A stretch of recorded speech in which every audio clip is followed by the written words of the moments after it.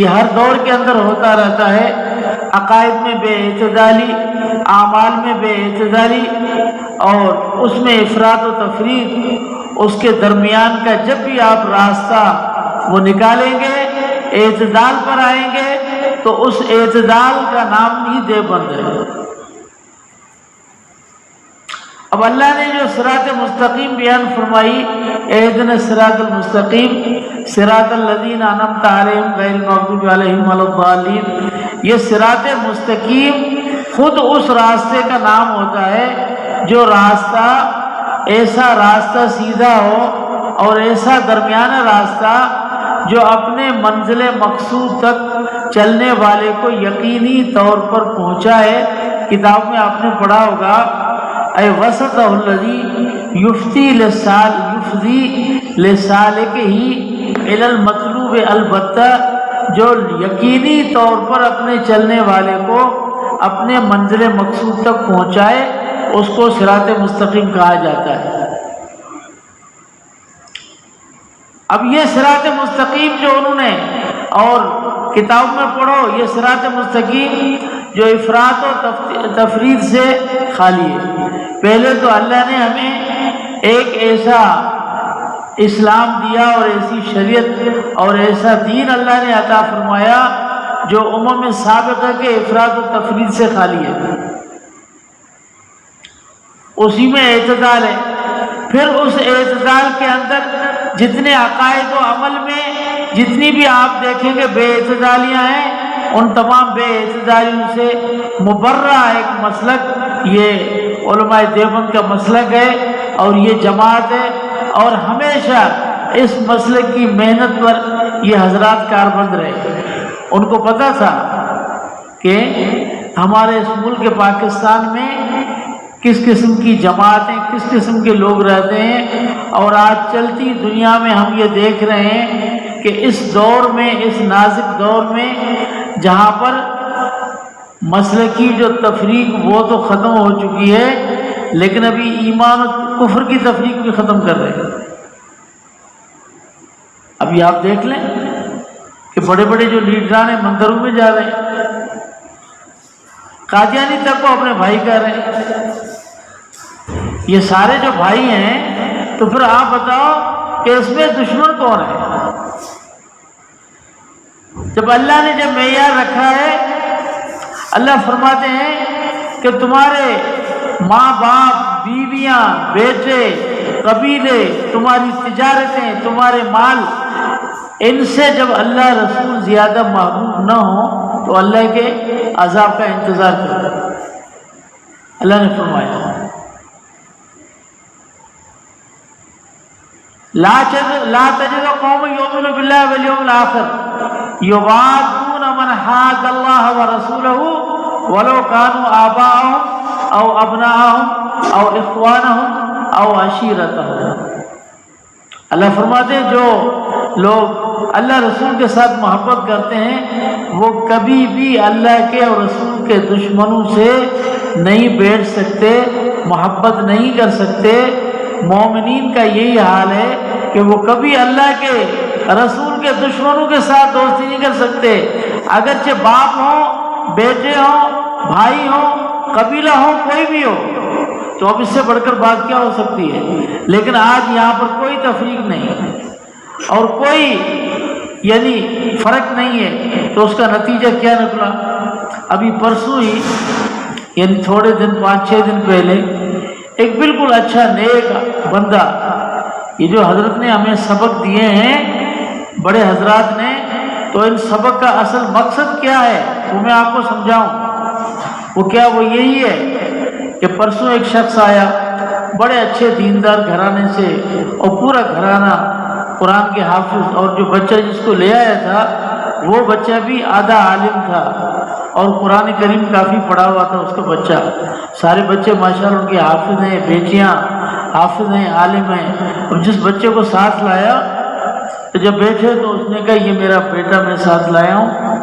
اب یہ صرف شیعہ نہیں بلکہ ایک شیعوں کا ایک بہت بڑا عامل بن چکا ہے، جادوگر بن چکا ہے۔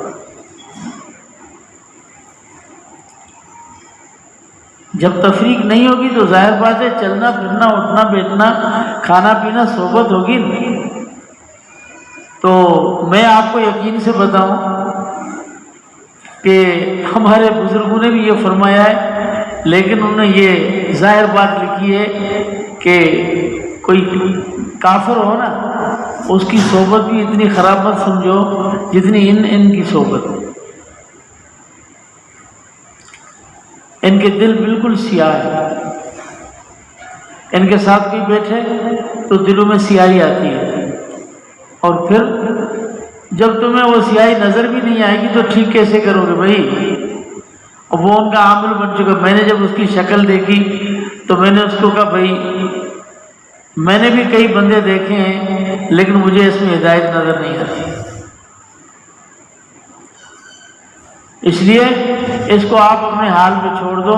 باقی مجھے جو کچھ کہنا تھا وہ میں نے اس کو کہا۔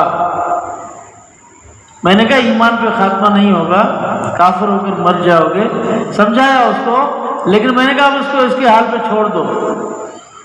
تو اس نے تو یہاں تک کہ وہ کہتا ہے کہ تم چیلنج کرو میرے ساتھ، مجھے کہتا ہے کہ میں چیلنج کرتا ہوں کہ میرا مقابلہ کر۔ میں نے کہا تیرا مقابلہ کون کرتا ہے؟ تیرا کوئی مقابلہ نہیں ہے۔ باقی میں اتنا میں بتاتا ہوں کہ مسلک جو بھی اختیار کرو تم چلے جاؤ، میں تجھے کچھ نہیں کہہ سکتا، لیکن انشاءاللہ میں اتنا کہہ سکتا ہوں ہمارے بزرگوں کی برکات ہیں۔ میں آج کے بعد یقین سے کہتا ہوں کہ تیرا عمل آج کے بعد چل گیا کسی پر اور دم چل گیا تو میرا نام اتار دینا۔ میں نے کہا چلے جاؤ یہاں سے۔ یہ مدنی سلسلہ ہے، کوئی ایسا نہیں ہے۔ حضرت مدنی رحمۃ اللہ علیہ جب کسی کا ہاتھ پکڑ کر ایسے کھینچتے تو سارا کچھ چھین لیتے تھے، تو سلسلہ وہی ہے۔ میں نے کہا یہ بڑوں کی برکات ہے، ایسے نہیں ہے۔ سب کچھ تم سے چھن گیا، آپ جاؤ، تمہیں جو زور لگانا ہے وہ لگاؤ جا کے۔ لیکن یہ کہاں سمجھتے ہیں؟ تو یہ کیفیت ہوتی ہے کہ جب صحبت، اسی لیے یہ بزرگوں نے عقیدہ مسلک ہمیں کیوں سمجھایا؟ صرف اس لیے سمجھایا۔ اور جب کوئی آدمی کہتا ہے کہ یہ راستہ صحیح ہے اور اس راستے سے امن نہیں ہے، یہ خراب راستے ہیں، اس میں ڈاکو ہیں، اس میں چور ہیں، اس میں لٹیرے ہیں، اس کے بعد بھی کوئی اب راستہ بدلتا ہے اور غلط راستے اختیار کرتا ہے تو اس کو آپ کیا کر سکتے ہیں؟ ہاں، اللہ نے واضح فرما دیا۔ اور یہ جو صراط مستقیم ہے، اس میں اللہ نے صرف یہ فرمایا کہ صراط مستقیم کن کا راستہ ہے؟ صراط الذین انعمت علیہم، راستہ ان لوگوں کا جن پر اللہ فرماتے ہیں میں نے انعامات بخشے۔ اور پھر وہ منعم علیہم کی جماعت کون سی ہے؟ وہ دوسری آیت میں بھی اللہ نے اس کی وضاحت فرما دی۔ کون سی آیت ہے؟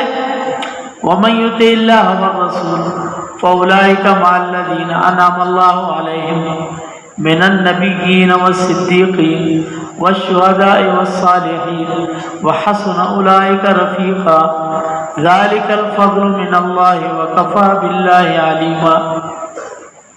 اللہ نے وضاحت فرما دی کہ وہ چار جماعتیں، انبیاء کرام اور صدیقین کی جماعت، شہداء کی جماعت اور صالحین کی جماعت، یہ چار جماعتیں جن پر اللہ فرماتے ہیں یہ مت کرو بھائی۔ ہاں او مولانا، اوے چھوڑ دو یار، یہ کہیں بھی نہیں ہے تو آپ نے شروع کر دیا، کہیں اور آپ کو نظر آتا ہے؟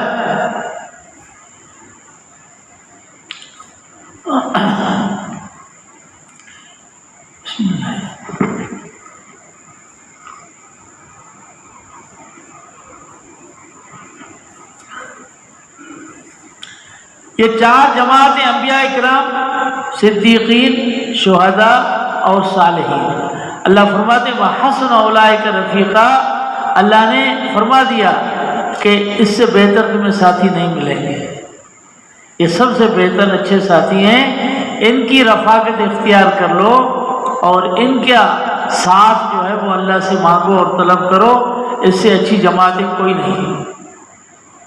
ایک وہ جماعت ہے جن کے سر پر اللہ نے تاج نبوت رکھا، جس کو نبی کہا جاتا ہے، اور دوسری وہ جماعت ہے جو اس نبی کی بات کو سن کر بغیر دلیل کے ایمان لائے، اور تیسری وہ جو اس نبی کے راستے پر اپنے جان مال کو قربان کر کے سرخرو ہوئے، اور چوتھی وہ جو مرتے دم تک اس راستے پر برقرار رہے۔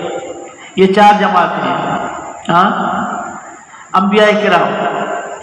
اب ایک بات سمجھنے کی ذرا کہ اللہ نے فرمایا کہ صراط مستقیم ان کا راستہ ہے، تو میں تو برملا یہ کہتا ہوں کہ اگر کوئی سورہ فاتحہ کو پڑھے تو انشاءاللہ خدا بھی بن جائے گا، اور سنی بن جائے گا، خدا بھی بن جائے گا، صرف سورہ فاتحہ کے پڑھنے سے۔ اگر سورہ فاتحہ کو پڑھے اور سمجھے، اور بغیر کسی، یعنی اس میں زیادہ تفسیریں دیکھنے کی ضرورت بھی نہیں ہے، کہ بھی اللہ جب فرماتے ہیں کہ یہ چار جماعتیں ہیں، انبیاء کرام علیہ السلام کی جماعت، نبیین کا نا، اب سارے نبیوں کے راستے پر، ان کا راستہ صراط مستقیم ہے، سارے نبیوں کو ماننے والی جماعت یہ ہوا نا، تو آپ دیکھیں گے کہ تمام انبیاء کو ماننے والی جماعت صرف مسلمان ہے،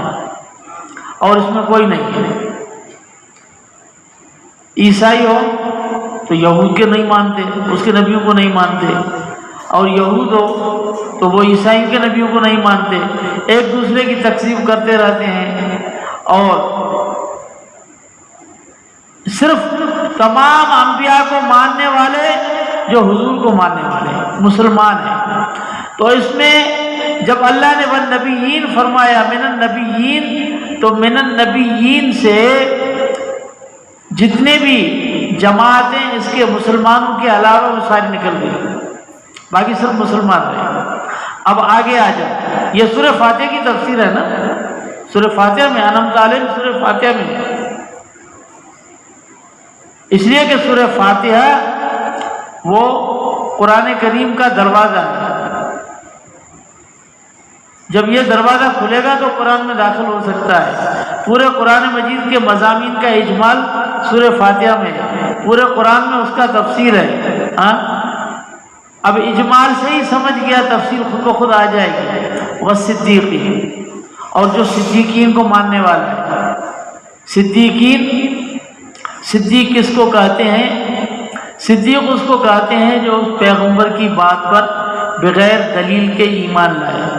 تمام صدیقین، صحابہ سارے صدیقین ہیں، یہ بھی سمجھ لو، سارے صحابہ صدیق ہیں، اس لیے کہ صدیق کی نسبت وہ قلب کے ساتھ ہوتی ہے، اور صادق کی نسبت زبان کے ساتھ ہوتی ہے۔ صادق اس کو کہتے ہیں جس کی زبان جھوٹ سے پاک ہو، صدیق اس کو کہتے ہیں جس کا قلب غیر اللہ سے پاک ہو۔ صادق کی زبان میں غیر صدق نہیں ہوتا، صدیق کے دل میں غیر اللہ نہیں ہوتا، وہاں اس کے گزر بھی نہیں ہے، صدیق اس کو کہا جاتا ہے۔ تو تمام جتنے بھی صحابہ کرام ہیں سارے صدیقی ہیں، ان تمام صدیقیوں کا سرخیل وہ کون ہے؟ جناب صدیق اکبر رضی اللہ تعالیٰ عنہ، جو اللہ کی طرف سے صدیق ہیں، حضور کی طرف سے صدیق ہیں، جو صدیق ہیں، سارے انبیاء صدیق ہیں، لیکن حضرت صدیق اکبر رضی اللہ تعالیٰ عنہ جنہوں نے کبھی دلیل نہیں مانگی، دلیل مانگنے والے جو تھے وہ تو ایمان نہیں لائے نا، صدیق اکبر نے کبھی دلیل نہیں مانگی، بس سر تسلیم خم۔ صدیق اکبر کی امت میں مثال ایسی ہے جیسی انبیاء کرام کے درمیان میں جناب ابراہیم علیہ السلام ہے، سر تسلیم خم، پوچھنا کچھ نہیں، بس جو کچھ فرمایا اس پہ سر تسلیم خم ہے۔ ابراہیم علیہ السلام کو جب اللہ نے فرمایا اسلم، ابراہیم تابعدار ہو جاؤ، قال اسلمت لرب العالمین، اللہ میں تابعدار۔ تو تابعداری بھی ایسی کبھی نہیں۔ جب جناب رسول اللہ صلی اللہ علیہ وسلم جب معراج سے واپس تشریف لاتے ہیں تو ساتویں آسمان پہ حضرت ابراہیم علیہ السلام بیٹے تھے ان کے، واپسی پہ پوچھا ہوگا نا اللہ نے کیا دیا؟ جی 50 نمازیں فرض کی۔ تو ابراہیم علیہ السلام نے کچھ نہیں کیا۔ جب چھٹے آسمان پہ آئے حضرت موسیٰ علیہ السلام کے پاس، وہ کیا ہوا؟ جی 50 نمازیں فرض دی۔ ارجع الی ربک اور راجع الی ربک فصل التخفیف، واپس جاؤ جا کے نمازیں کم کراؤ، فإن امتک لا تطیق ذلک، میری بنی اسرائیل سے جو میرا سابقہ ہوا ہے تو آپ کی امت کہاں 50 کی طاقت رکھتی ہے، واپس جاؤ۔ لیکن ابراہیم نے نہیں روکا۔ 50 فرض ہیں جی ماشاء، کچھ بھی نہیں کہا۔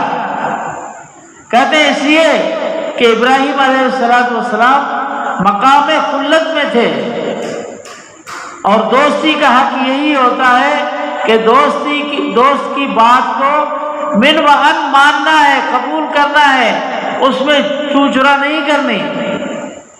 اور حضرت موسیٰ علیہ السلام وہ کلیم اللہ تھے جو اللہ سے اور اپنے دوست سے اتنی لمبی چوڑی بات کرے، وہ تو مقام ناز میں ہوتا ہے۔ تو جو مقام ناز میں ہوتا ہے اس کا کام ہی بولنا ہے،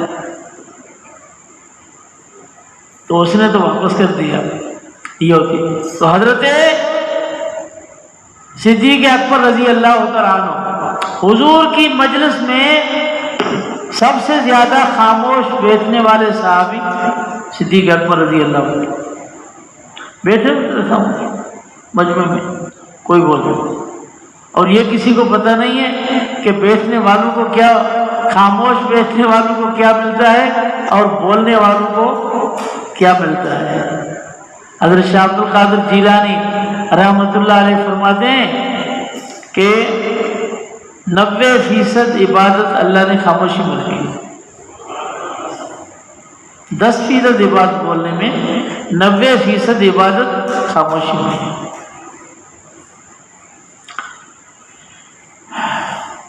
پہلے تو روزہ ہی خاموشی کا ہوتا تھا نا، کہ جو روزہ رکھتا وہ بولتا نہیں تھا، لیکن اس امت میں اللہ کو پتا تھا کہ تبلیغ والے آئیں گے، اگر ان کو منع کریں گے تو تبلیغ کہاں جائے گی، اس لیے اللہ نے بولنا کہا کہ بولتے جاؤ تاکہ دعوت کا عمل جو ہے یہ جاری رہے۔ پہلی امتوں میں نہیں تھا۔ تو سب سے زیادہ خاموش رہتے تھے، لیکن اللہ نے ان کو سینہ وہ دیا تھا کہ حضور فرماتے ہیں ما القى الله فی صدری القیتہ فی صدر ابی بکر، ما سب اللہ فی صدری سببتہ فی صدر ابی بکر، اللہ نے مجھے جو کچھ علوم عطا فرمائے وہ سب میں نے صدیق اکبر کے سینے میں منتقل کر دی، عکس نبوت بن گیا۔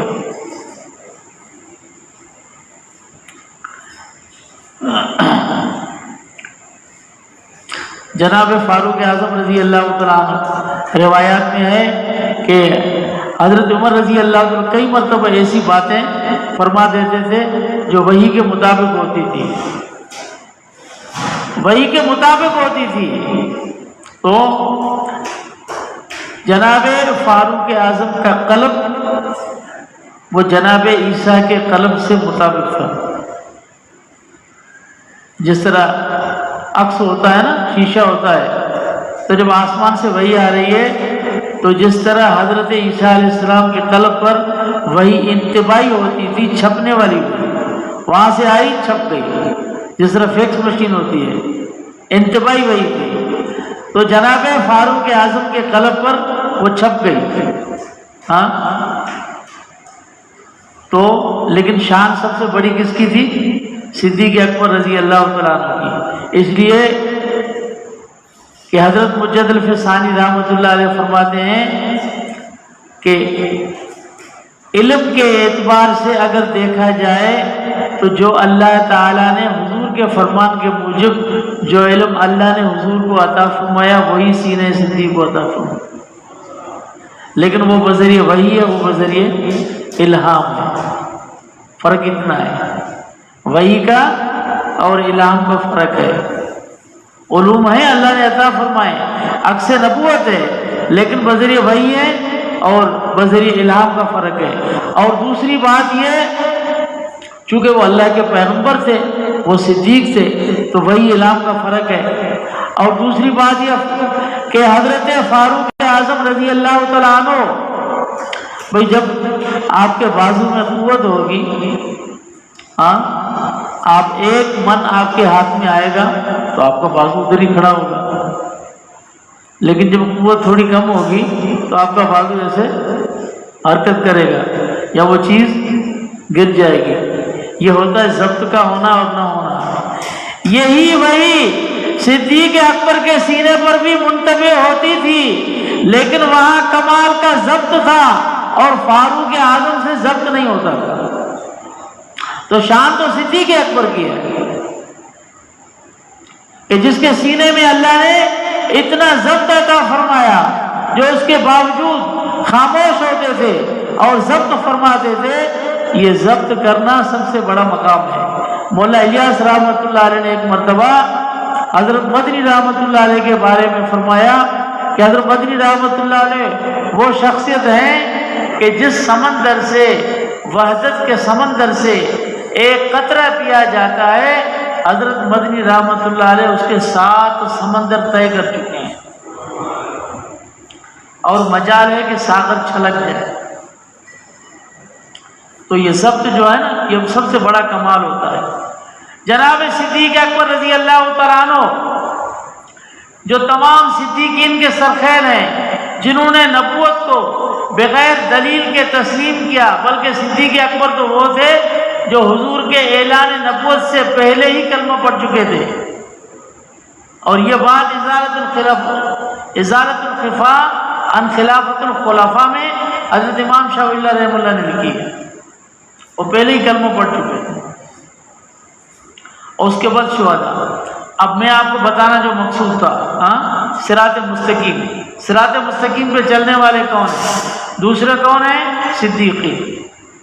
تمام صدیقین کو جو مانتے ہیں وہی صراط مستقیم پر ہے۔ ماشاءاللہ یہ سارے سب صدیقین کو مانتے ہیں،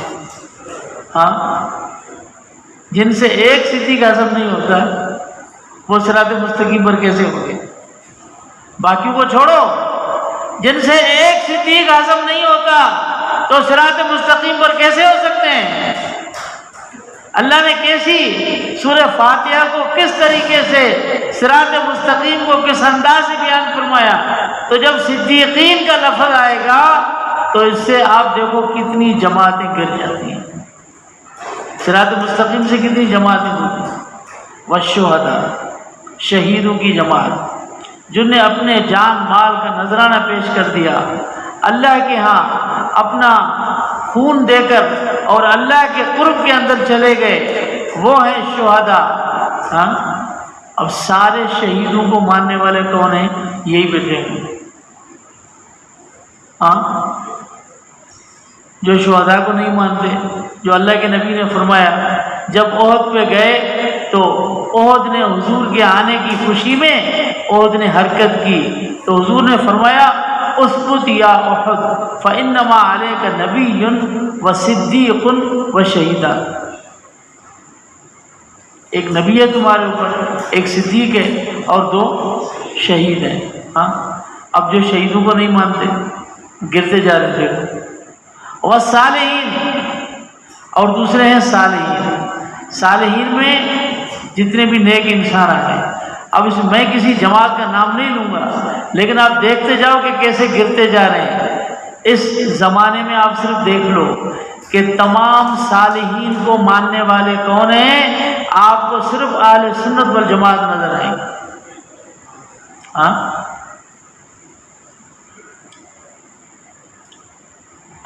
اور آپ کی میں نے کہا ٹنڈو محمد خان میں جلسہ تھا تو میں نے حضرت نانوتوی رحمۃ اللہ علیہ کے اشعار حضرت پڑھتے تھے اور میں نے بتایا، میں نے کہا یہ ہمارے دیوبند کا ایک عاشق ہے حضور کا جس کے یہ اشعار ہیں، اور تم جب بولتے ہو تو کہتے ہو کہ نانوت بھی ایسا ہے اور شیخ الہند ایسا ہے، نام لے کر ان کی گستاخیاں کرتے ہو، لیکن تمہیں پتہ نہیں کہ یہ اللہ کے کتنے قرب والے مقامات پر تھے، اور تم یہ سمجھ لو کہ تمہیں جو ہدایت نصیب نہیں ہو رہی ان کی بد دعاؤں کی وجہ ہے۔ تمہیں کیا پتہ یہ کس مقامات پر تھے، کہ نانوتوی کون تھا اور یہ بزرگ کون تھے، تمہیں کیا پتہ؟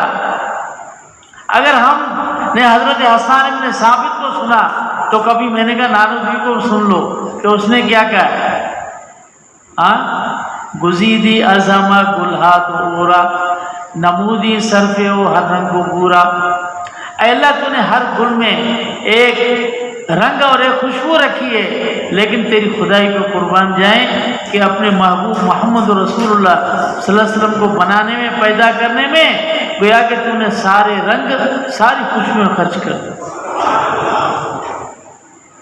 یہ سیرت اور صورت کا مہینہ ہے، دیکھیں یہ تھے عشاق۔ اب جو ان عشاق کی گستاخیاں کرے گا تو وہ تو جہنم تو اپنے لیے خود خرید کرتا بھائی۔ یہ صالحین تھے، تمام صالحین کو ماننے والے، یہ اہل سنت والجماعت، یہ ان بڑے حضرات کی تیار کی ہوئی جماعت، یہ بیٹھی ہوئی جو سب کو مانتی ہیں۔ لیکن آپ جب جائیں گے صالحین کیا، میں تو حیران ہوں کہ ایک ایسے شخص سے میری بات ہوئی کہ بخاری میں اس نے کہا کہ داڑھی کے مسئلے پر جب بات ہوئی تو ماشاءاللہ وہ داڑھی یہاں تک رکھتے ہیں، آپ سمجھ جائیں گے نا، داڑھی لمبی رکھتے ہیں۔ تو جب ان سے بات ہوئی تو میں نے ان کو کہا کہ بخاری میں ہے وقبض ابن عمر اللہ لحیتہ، عبداللہ بن عمر نے اپنی داڑھی کو ایک قبضے سے اوپر جو ہے وہ پکڑ کے اور اس کو کاٹا ہے۔ اور عبداللہ بن عمر رضی اللہ تعالیٰ عنہ اتباع سنت میں اتنے مشہور تھے کہ پتہ ہے سب کو، ایک سفر بخاری میں ہے کہ عبداللہ ابن عمر نے صرف حج اور عمرے کا صرف اس نیت سے کیا حضور کی اتباع کی وجہ سے کہ جہاں جہاں حضور نے نماز پڑھی وہاں نماز پڑھی، جہاں حضور نے آرام کیا وہاں آرام کیا، جہاں مسجدیں بنی ہوئی تھی وہاں نہیں، وہ کبھی کبھی مسجد جو ہے نا وہ ہٹا کے بناتے ہیں۔ عبداللہ بن عمر نے وہی نماز پڑھی جہاں حضور نے نماز پڑھی، مسجد سے بھی ہٹ کر، بخاری میں ہٹ کے نماز پڑھی، اور جہاں حضور نے آرام فرمایا وہاں آرام کیا، جہاں حضور نے قضاء حاجت فرمائی وہاں عبداللہ بن عمر صرف بیٹھ کے اٹھ گئے تاکہ یہ سنت بھی مجھ سے نہ رہ جائے، اس جگہ سے بیٹھے اور اٹھے تاکہ یہ، یعنی اتنی بڑی اتباع اور متبع سنت صحابہ میں مشہور آدمی، اس نے جب یہ عمل کیا تو حضور کے دیکھے بغیر کیا ہوگا۔ اور بخاری جب حضرت حسن بصری کا نام لیتا ہے، عطا کا نام لیتا ہے، مجاہد کا نام لیتا ہے، ان کے آثار نقل کرتا ہے، تو ان کے آثار نقل کرنے کا مقصد بخاری کا ان سے اعتماد حاصل کرنا اور بات کو پکا کرنا مقصود ہوتا ہے۔ تو صحابی کا جب عمل بخاری نے پیش کیا تو یہ کہتے ہیں اس کا مقصد یہ کہ امام بخاری بتاتے ہیں یہ صحابی کا عمل تھا، حضور کا نہیں تھا۔ معاذ اللہ۔ امام بخاری رحمۃ اللہ علیہ کے اسلوب کو جب نہیں سمجھے تو ان کو کیا پتا بخاری ہے کیا، یہ تو ترجمے والی بخاریاں پڑھتے ہیں، اور یہ ان میں سے ہے جو کہتے ہیں مرامہ میں ان کو الصلاۃ فلیخفف، جو تم سے امامت کرائے وہ ہل کے نماز پڑھے۔ مولانا صاحب فرماتے تھے نا کہ ہلکی نماز کو ہل کے کر دیا، یہ اردو ترجمے والے بھائی ان کو کیا پتا۔ تو جب میں آپ کو بتا رہا ہوں، جب میں نے کہا کہ عبداللہ بن عمر کی روایت ہے اور عبداللہ بن عمر نے یہاں سے داڑھی جو ہے وہ قبضے سے اوپر کاٹی ہے، تو اس نے کہا عبداللہ بن عمر تو صحابی تھا۔ یہ صالحین کی بات چھوڑو، یہ صحابہ کے بارے میں اتنی بڑی گستاخی، جس نے کہا کہ عبداللہ بن عمر کیا تھا، وہ تو صحابی تھا نا، کوئی نبی تھوڑی تھا۔ میں نے کہا صحابی تھا، چچا لگتا ہے کہ صحابی تھا۔ اور اگر آگے چل کے پھر کچھ دنوں کے بعد یہی کہتے ہیں، میں آپ کو یقین سے بتاتا ہوں، اگر حضور کی بات پیش کریں اور یہ کہ یہ تو نبی تھا نا، اللہ تو نہیں تھا، پھر تو بات کہاں تک پہنچے گی؟ اور یہ ہوتے ہیں پہلے حضور کو مانتے ہیں، پھر حضور کا انکار کرتے ہیں، پھر آخر میں چل کے پتہ نہیں کہاں تک ان کا سلسلہ رکتا ہے۔ یہ صالحین کو ماننے والے، ہاں میں نے ایک تفسیر دیکھی ان کے ہی بڑے، جن کو یہ شیخ العرب والعجم لکھتے ہیں، ان کی تفسیر میں نے دیکھی، سورہ فاتحہ میں اس نے امام اعظم ابو حنیفہ رحمہ اللہ کے خلاف بکواس کی، سورہ فاتحہ کی تفسیر۔ بھائی سورہ فاتحہ کی تفسیر کا ابو حنیفہ سے کیا واسطہ؟ سورہ فاتحہ کی تفسیر میں امام اعظم کے خلاف اس نے لکھا صالحین، یہ چار جماعتیں۔ تو مقصود یہ تھا کہ اہدنا الصراط المستقیم، جب نماز میں کوئی دل کے خشوع اور خضوع کے ساتھ، خلوص کے ساتھ اگر کوئی اللہ سے مانگے تو انشاءاللہ اسے یہی راستہ ملے گا، اہل سنت والجماعت والا۔ اللہ نے دعا قبولیت کا وعدہ کیا ہوا ہے کہ قرآن کی جتنی دعائیں ہیں وہ میں قبول کروں گا۔ تو جب یہ دعا کوئی کرتا رہے اور نماز میں پڑھتا رہے استحضار کے ساتھ، حضور قلب کے ساتھ، تو اللہ اسے یہ راستہ نصیب کرے گا اہل سنت والجماعت کا۔ یہی صراط مستقیم ہے جو ان بڑے حضرات نے ہمیں سمجھایا، اور پھر جو عقائد ہمیں سمجھا گئے اور جس لائن پر اور جس مشن پر ہمیں چھوڑا، تو ہمیں اس مشن کو آگے بڑھانے کا عزم کرنا ہے، چلنا ہے نا اس مشن کو، ہاں، اور یہ نیت کرنی ہے انشاءاللہ تعالی۔ اب ہمیں یہی امید ہے کہ جس طرح بڑے حضرت مولانا قاری صاحب رحمۃ اللہ علیہ، قاری اسحاق صاحب رحمۃ اللہ علیہ، وہ اس مشن، اس جماعت کو جس مشن پر چھوڑ کر گئے، تو انشاءاللہ تعالی اب مولانا نعمان صاحب بھی انشاءاللہ تعالی ان بڑوں کے اس مشن پر پرعزم ہو کر جذبے اور خلوص کے ساتھ اس جماعت کو اس طرح چلائیں گے، اور ہم سب اس کے لیے دعا کریں۔ ہاں اب دعا بھی کرتے ہیں، اور حضرت صاحب کے حضرت رحمۃ اللہ علیہ کی مغفرت کی دعا بھی فرما دیں، اور سارے بھی اور بھی جتنے بھی دوست احباب ساتھی جتنے جماعت کے فوت ہوئے ہیں ان کے لیے، اور جتنے مریض ہیں ہاں ان کے لیے بھی دعا، اللہ ان کے شفاء کاملہ عاجلہ عطا فرمائے۔ باقی جن جن احباب نے اپنی اپنی دعاؤں کے لیے کہا ہے، اور جو دل میں ان کی جائز امیدیں ہیں، اللہ ان کو امیدوں کو پورا فرمائے، اللہ ان کی مشکلات کو آسان فرمائے۔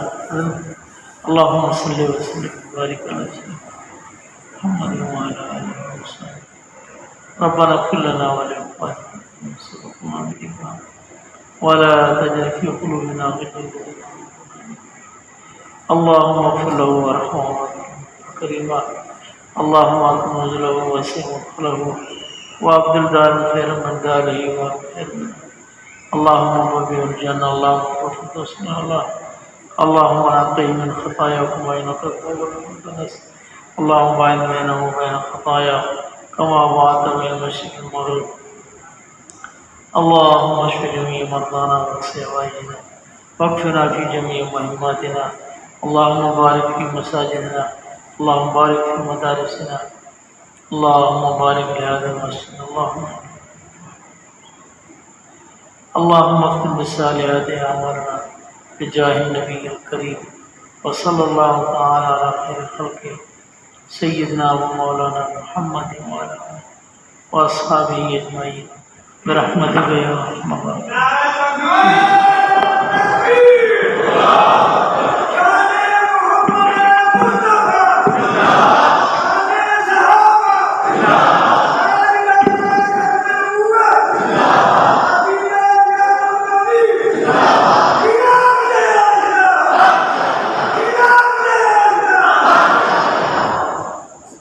جی ابھی انشاءاللہ العزیز عشاء کی اذان ہوگی، اور اس کے 5 منٹ کے بعد عشاء کی نماز ادا کر لی جائے گی۔ جن ساتھیوں نے ابھی تک وضو نہیں کیا وہ جلدی جلدی وضو فرما لیں۔